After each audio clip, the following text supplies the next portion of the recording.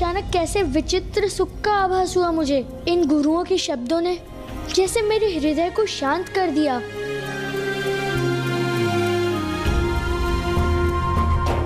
मैंने आप दोनों गुरुओं को बहुत कष्ट पहुंचाया है, किंतु फिर भी आपने मुझे आयु, समृद्धि और संपन्नता का आशीष दिया। मैं कृतार्थ हूँ। मुझे आपके प्रति अपने दुष्ट आचरण के लिए क्षमा कीजिए गुरुवर। मेरा पुत्र इतना विनम्र भी हो सकता है? विश्वास नहीं होता। ये तो अवश्य इन नवीन गुरुदेव का ही प्रभाव है। तुमने क्षमा याचना की है पुत्र। अपने भूल का आभास होने पर ही उसके सुधार का आरंभ होता है। मेरा यह वचन सदा स्मरण रखना युवराज सुबोध। ईश्वर को ढूंढना ही हमारा सर्वोच्च धर्म है। आज के बाद जो भी करोगे उसमें सदा एक ही उद्देश्य निहित होना चाहिए कि ईश्वर के निकट पहुंचने का मार्ग सुनिश्चित करना। प्रणाम।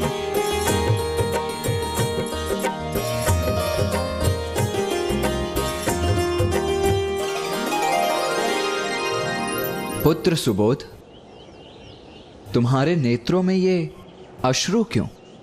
ये तो मुझे ज्ञात नहीं है नवीन गुरुदेव, किंतु जब गुरु हरित और गुरु अद्वैत मुझे आशीष दे रहे थे तब मुझे एक विचित्र सुखमय शांति का आभास हुआ। जैसे मेरे भीतर एक अच्छी ऊर्जा उत्पन्न हो रही हो, और अब जब वो प्रस्थान कर रहे हैं तो एक विचित्र से दुख का भी आभास हो रहा है मुझे। पुत्र सुबोध, जब हम कोई अनुचित कर्म करते हैं, किसी को आहत करते हैं, किसी को सताते हैं, तो हमारे भीतर एक क्षणिक आनंद की अनुभूति होती है, किंतु वो आनंद स्थायी नहीं होता, क्योंकि किसी अन्य की पीड़ा से उस आनंद का अनुभव स्थायी रह ही नहीं सकता। व्यक्ति को वास्तविक आनंद की अनुभूति तो तब होती है जब हमारे कर्मों से किसी अन्य को आनंद का आभास हो। वो सुख और शांति स्थायी होते हैं।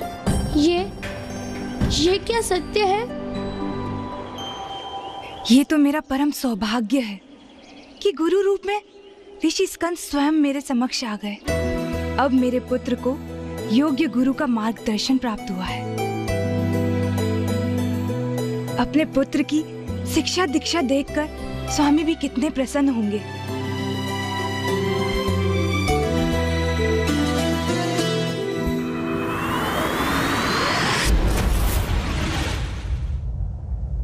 चलिए प्रिय। कहाँ स्वामी?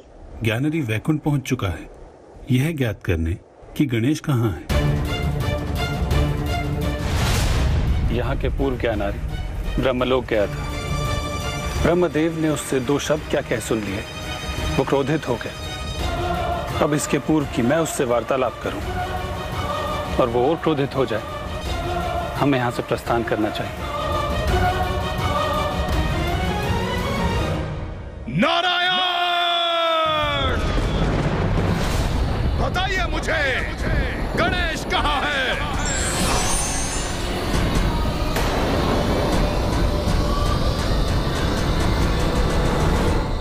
पुत्र सुबोध, आज से तुम्हारा शिक्षण प्रारंभ होगा, किंतु उसके पूर्व तुम्हें स्वयं को प्रमाणित करना होगा कि तुम उसके योग्य हो।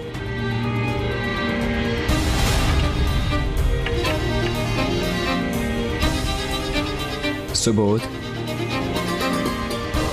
गुरुवर, ये प्रवचन मुझे अरुचिकर प्रतीत होता है। इनमें मेरा ध्यान नहीं लगता। तो तुम्हारी रुचि किसमें? मुझे तो युद्ध करना बहुत भाता है। मैं इन इन सभी बालकों को युद्ध में बड़ी सरलता से परास्त कर सकता हूँ। अच्छा, तब तो हमें वही करना चाहिए जिसमें तुम्हारी रुचि है ना? हाँ।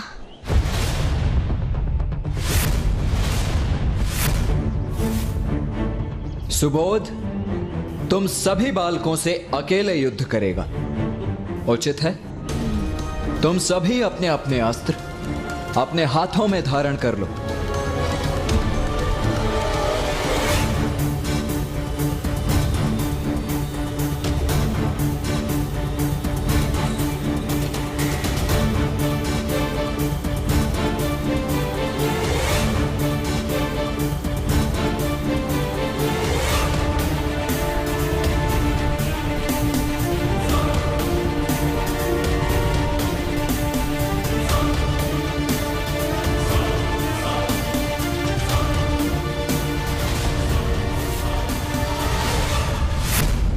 रुक जाओ।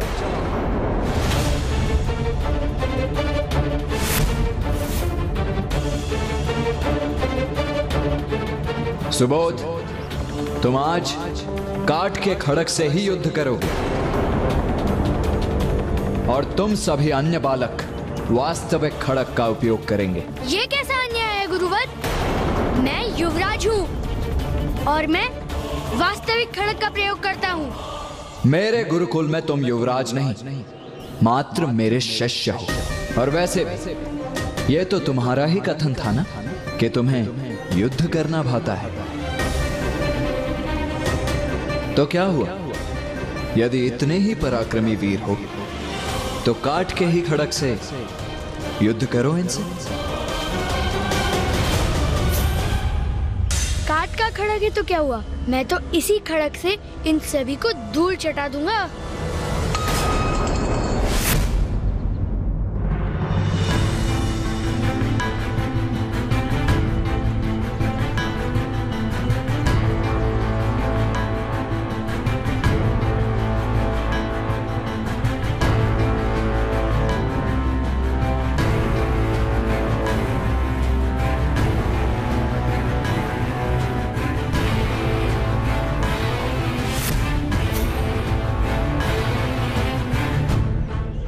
अब युद्ध आरंभ करो।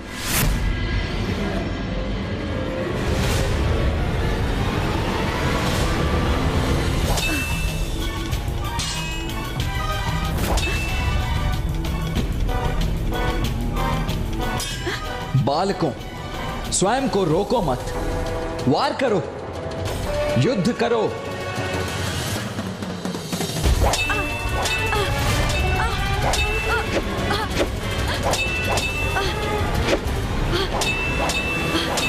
तुम सब पीछे क्यों हट रहे हो? वार करो मुझ पर। अब तो तुम्हारे पास वास्तविक खड़क भी है। युद्ध करो मुझसे।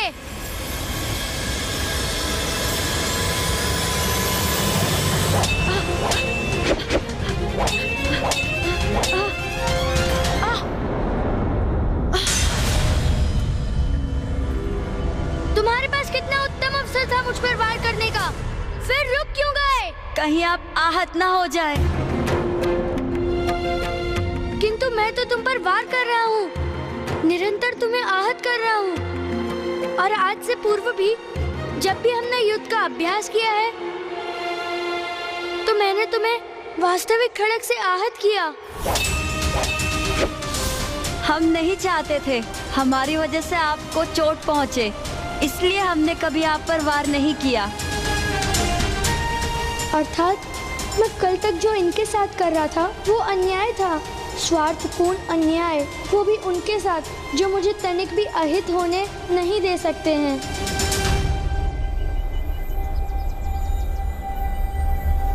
मेरे विचार से आज के लिए यह अभ्यास पर्याप्त है। इसीलिए अब आप सभी वहां वाटिका में जाकर क्रीड़ा कीजिए।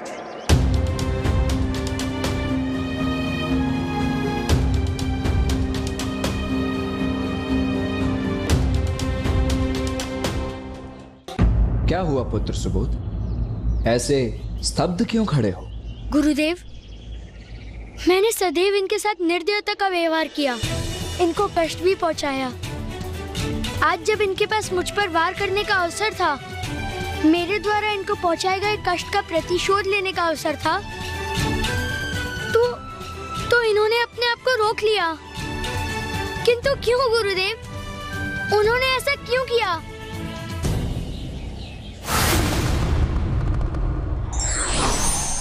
प्रणाम मामा श्री। प्रणाम मामी जी। लो पुत्र गणेश, हम भी वैकुंठ से यहाँ आ गए। अब बताओ क्या करना है? मामा जी, मुझे विश्वास है अब ज्ञानारी स्वर्गलोक जाएगा। देवताओं से मेरे बारे में प्रश्न करेगा। कदाचित वो क्रोधवश उन पर आक्रमण भी कर दे और देवता उसके प्रति उत्तर में उससे युद्ध करेंगे। किंतु यही तो नहीं चाहते हो पुत्र गणेश तुम, कि देवताओं में और असुरों के मध्य एक बार और युद्ध हो? हाँ फूफा जी, इसीलिए तो मुझे अभी इसी क्षण देवराज इंद्र के पास जाकर इस विषय में चर्चा करनी होगी। मुझे तत्काल देवराज इंद्र और अन्य देवताओं को जाकर ये समझाना होगा कि हिंसा का प्रत्युत्तर हिंसा से नहीं, अपितु प्रेम और स्नेह से दिया जाना चाहिए। तभी मेरी युक्ति सफल होगी।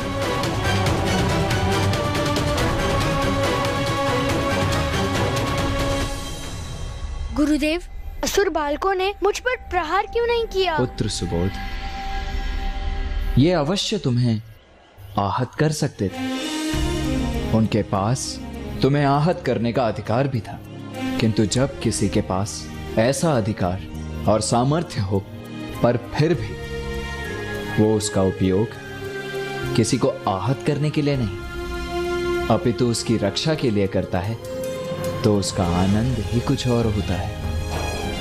हिंसा प्रति हिंसा का भाव हमें आनंदित नहीं करता सुबोध।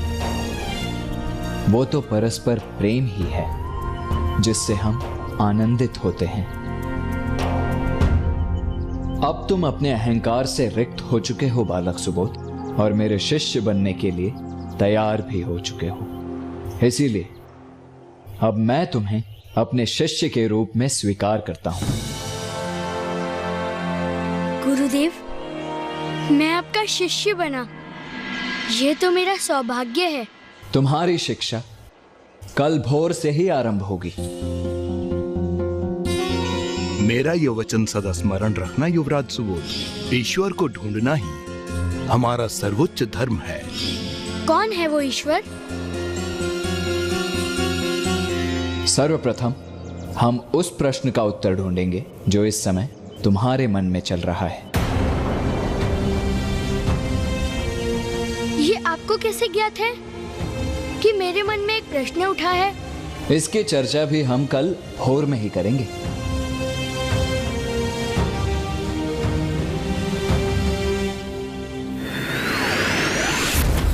गणेश जी, यदि ज्ञानरी अपनी असुर सेना के साथ स्वर्ग पहुंच चुका है, तो हमें यहीं रुककर उसका सामना करना चाहिए, उससे युद्ध करना चाहिए।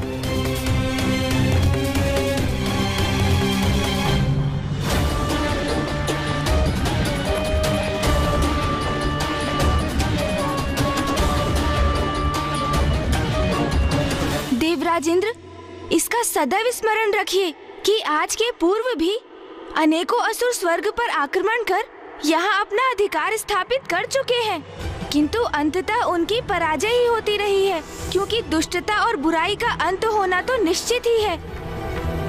हम ज्ञानारी से युद्ध कर सकते हैं, उसका वध भी कर सकते हैं, किंतु फिर उसका पुत्र प्रतिशोध लेने यहाँ आएगा और हम उसका भी वध कर देंगे।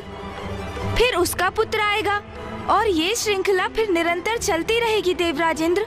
इंद्रदेव, स्वर्गलोक को असुरक्षित छोड़कर यहाँ से पलायन करने की इच्छा मेरी भी नहीं है, किंतु गणेश जी का कथन भी सर्वथा उचित है। घृणा और शत्रुता का अंत युद्ध से नहीं होगा। गणेश जी ने एक योजना निर्धारित की है, हमें उसका अनुसरण करना चाहिए। देवराज इंद्र, देखो कौन आया है तुमसे भेंट करने। मैं असुरराज ज्ञानारी।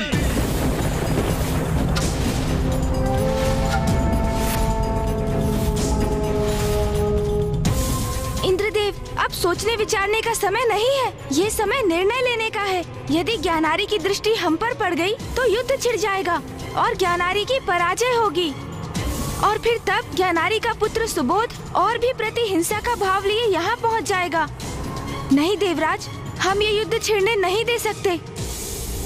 कहाँ छिपे हो तुम देवता? ब्रह्मदेव, नारायण, यहाँ तक कि महादेव भी मुझे देखकर भाग निकले हैं। मुझे नहीं ज्ञान था तुम देवता मुझसे इतने आतंकित हो।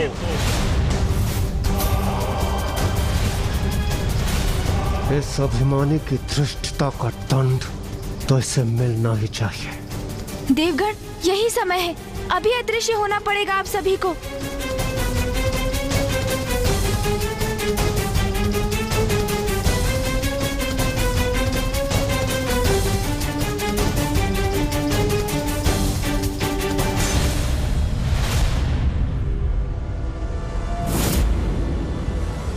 यहाँ भी कोई नहीं है, अर्थात यहाँ से भी सब भाग खड़े हुए हैं। हाँ?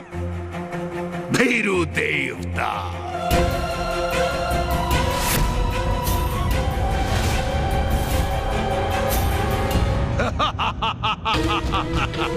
ये तो गणेश जी का आदेश है, अन्यथा इसकी इस उद्दंडता का उचित दंड मैं अवश्य देता।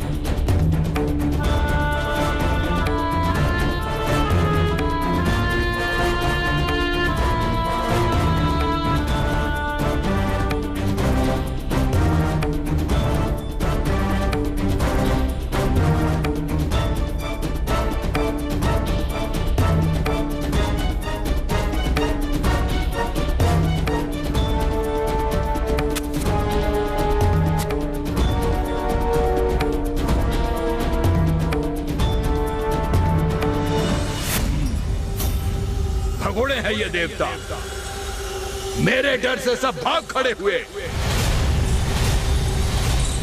देखिए पिताश्री, मैंने अपना प्रतिशोध पूर्ण किया। अब मैं हूं त्रिलोक का अधिपति। मैं असुरराज ज्ञानारी, मैं त्रिलोक का नवीन राजा हूं और मेरा पुत्र सुबोध मुझसे भी अधिक सामर्थ्यवान बनेगा, मेरा योग्य उत्तराधिकारी होगा। हम पिता पुत्र संपूर्ण ब्रह्मांड में विजय प्राप्त करेंगे।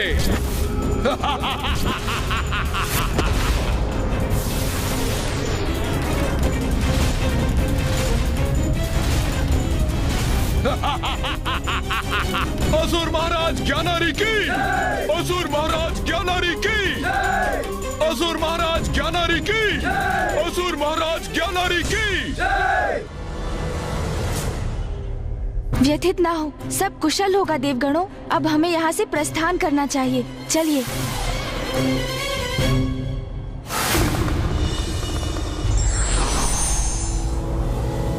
भैया, अब हमारी योजना की सफलता, विनाशकारी युद्ध श्रृंखला का अंत, सब कुछ आप पर ही निर्भर करता है। अब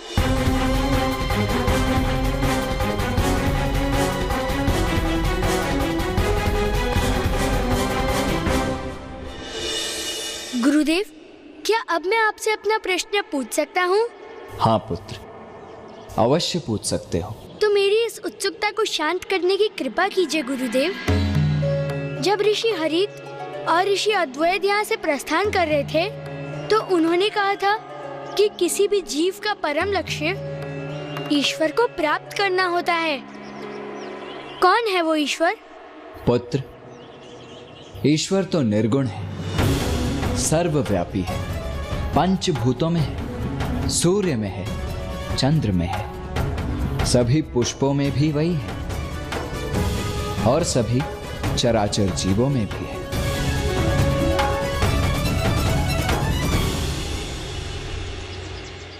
तो गुरुवर, क्या ईश्वर इस नन्ही सी चींटी में भी है?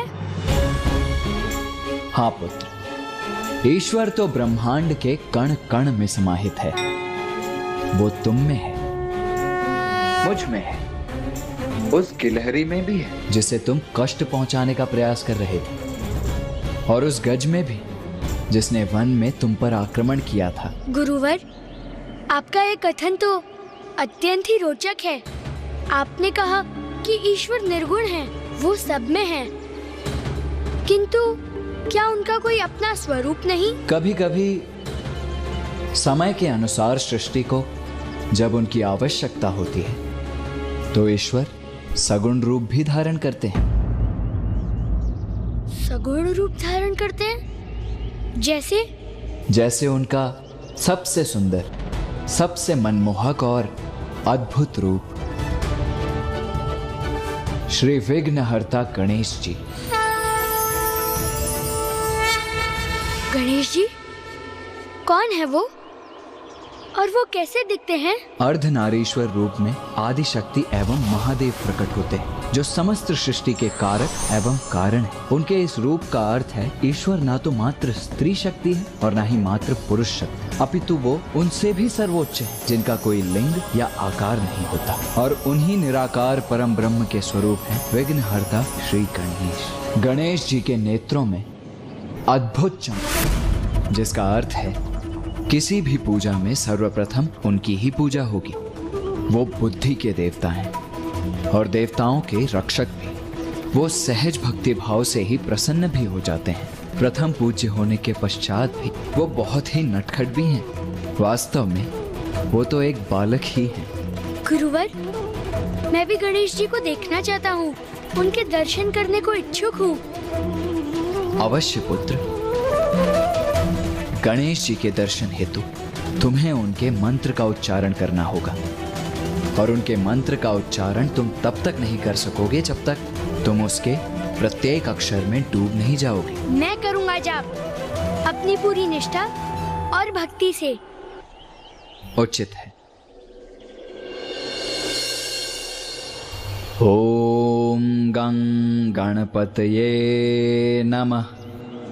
ओम गण गणपते नमः। ओम गं गणपतये नमः। ओम गण गणपते नमः। ओम गण गणपते नमः। ओम गण गणपते नमः।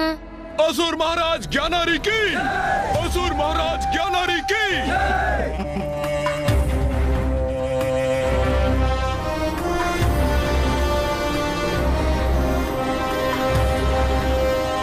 आपको आपकी त्रिलोक विजय के लिए अनेकों बधाइयाँ स्वामी।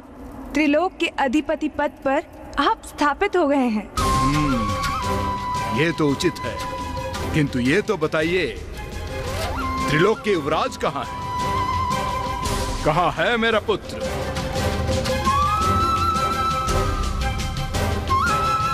आपको ज्ञात है स्वामी, सुबोध को एक नवीन गुरु प्राप्त हुए हैं। जब से उन्होंने उसे शिक्षा देना आरंभ किया है, कितने परिवर्तन आ गए हैं उसमें। परिवर्तन? कैसा परिवर्तन? अब वो बहुत भोर से उठकर नियमित रूप से अपने पाठ सीखने जाता है। संपूर्ण दिवस ध्यान लगाकर वो एकाग्रता से शिक्षा प्राप्त करता है। अब तो उसका क्रोध भी शांत हो गया है। हाँ, अब वो अन्य बालकों को प्रताड़ित भी नहीं करता है, अपितु उनकी सहायता करता है। अब तो वो मांसाहारी भोजन भी नहीं करता है। क्या? अर्थात ये गुरु मेरे पुत्र की आसुरी प्रवृत्तियां नष्ट कर रहा है। कौन है ये नवीन गुरु? और मेरे पुत्र के सभी को आतंकित करने वाले स्वभाव को परिवर्तित करने वाला ये कौन होता है? कहाँ है वो? बताओ मुझे, कहाँ है वो? गुरुकुल में स्वामी। गुरुकुल? स्वामी, उसे अपने पाठ को समाप्त करने दीजिए। शांत रहो तुम। मैं जब चाहूंगा अपने पुत्र से जाकर भेंट करूंगा। पाठ का समय है तो होगा। समय का बंधन मुझे रोक दे, यह क्या संभव है? स्वामी,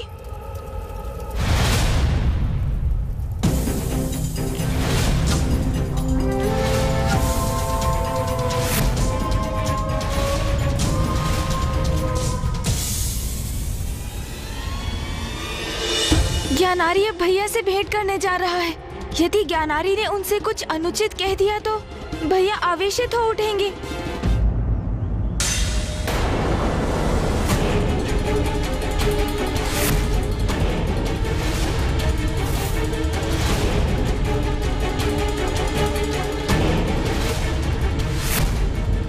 इतना दुस्साहस कैसे किया तुमने? ज्ञानारी के पुत्र को इस प्रकार धरती पे बिठाने का दुस्साहस कैसे किया?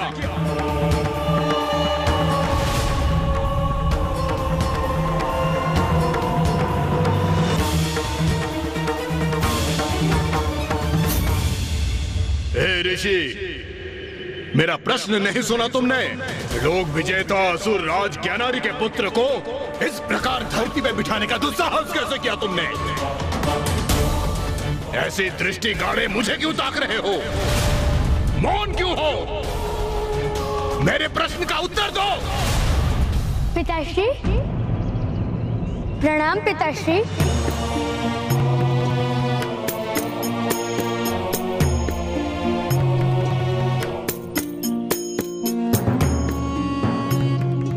मेरा दंभी और आसुरी प्रवृत्ति युक्त पुत्र स्वयं आगे बढ़कर मेरे चरण स्पर्श कर रहा है। दकिनी उचित कहती है, परिवर्तन तो बहुत है इसमें। मुझे क्षमा कीजिए पिताश्री, मैं अपने ध्यान में इतना गहरा डूब गया था कि आपके आगमन का ज्ञात ही नहीं हुआ मुझे। पुत्र सुबोध, तुम्हें क्षमा याचना करने अथवा मेरे चरण स्पर्श करने की कोई आवश्यकता नहीं है। आओ, अपने पिता के वक्ष से लग जाओ। पिताश्री, ये गुरु स्कंद है और इन्होंने मुझे सिखाया है जो सुख पुत्र को अपने पिता के चरण स्पर्श करके प्राप्त होता है वो सुख अतुलनीय है। और आज आपकी चरण रज अपने मस्तक पर धारण कर मुझे उसी सुख का अनुभव हुआ है पिताश्री। मैं कृतार्थ हो गया। उचित है, इस गुरु का प्रभाव तो मेरे पुत्र पर उचित ही है। पिता पूजनीय है, इसे ये सिखाकर पिता अर्थात मेरे प्रति पूर्ण भक्ति का भाव जागृत कर रहा है ये मेरे पुत्र में। अच्छा, और क्या सिखाया है ये तुम्हारे नवीन गुरु ने? भक्ति के अति सुंदर सुमधुर अनुभव का ज्ञान दिया है इन्होंने मुझे। भक्ति? किसकी भक्ति? ईश्वर की भक्ति। और कौन है तुम्हारा ईश्वर? वही ईश्वर पिताश्री जो सर्वत्र है, सर्वस्व है, सब में है, सब कुछ है, आप हैं। वाह वाह, उत्तम, अति उत्तम पुत्र। मुझे प्रसन्नता है कि तुम मेरे पुत्र को उचित ज्ञान प्रदान कर रहे हो। मैं तो मात्र एक माध्यम हूं पुत्र सुबोध को सत्य की दिशा में अग्रसर करने का। पुत्र, क्या तुम अपने ईश्वर के प्रत्यक्ष दर्शन करना चाहोगे? पिताश्री, क्या मुझे गणेश जी के दर्शन करवाने जा रहे हैं? उनके दर्शन कर तो मुझे अत्यंत आनंद आएगा। अवश्य पिताश्री। आओ, तो फिर विलंब किस बात की? चलो मेरे साथ। जाओ वत्स। उन 4 शब्दों का मंत्र तुम्हें प्रदान कर मैंने तुम्हें समस्त सृष्टि का ज्ञान दिया है। अब मेरे उस पाठ का सदा स्मरण रखना, तो कोई भी कठिनाई तुम्हें स्पर्श तक नहीं कर पाएगी, क्योंकि अब ईश्वर सदैव तुम्हारे साथ है। हाँ हाँ, वो तो है। ईश्वर सदैव सुबोध के साथ है।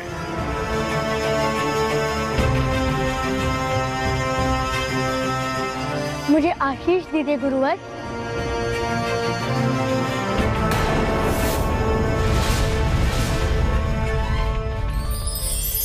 आयुष्मान भव पुत्र। मेरा पुत्र किसी अन्य के समक्ष झुके, ये असहनीय है मेरे लिए। चलो पुत्र, मैं आज अति गौरवान्वित अनुभव कर रहा हूँ क्योंकि मेरा पुत्र अब मुझे ईश्वर तुल्य समझने लगा है। मैं अति उत्साहित हूँ कि पिताश्री स्वयं मुझे उन वास्तविक भगवान के दर्शन करवाने ले जा रहे हैं जहाँ स्वयं गणेश जी हैं। सुबोध, तुम्हारा आगे का मार्ग अनेक कठिनाइयों से भरा होगा, किंतु तुमने गणेश जी का नाम अपने हृदय में धारण किया है, तो अब उनकी वही भक्ति तुम्हारी शक्ति भी बनेगी।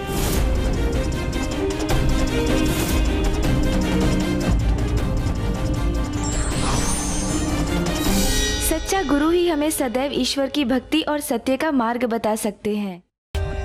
For more updates, subscribe to our channel, click the show links and enjoy watching the videos.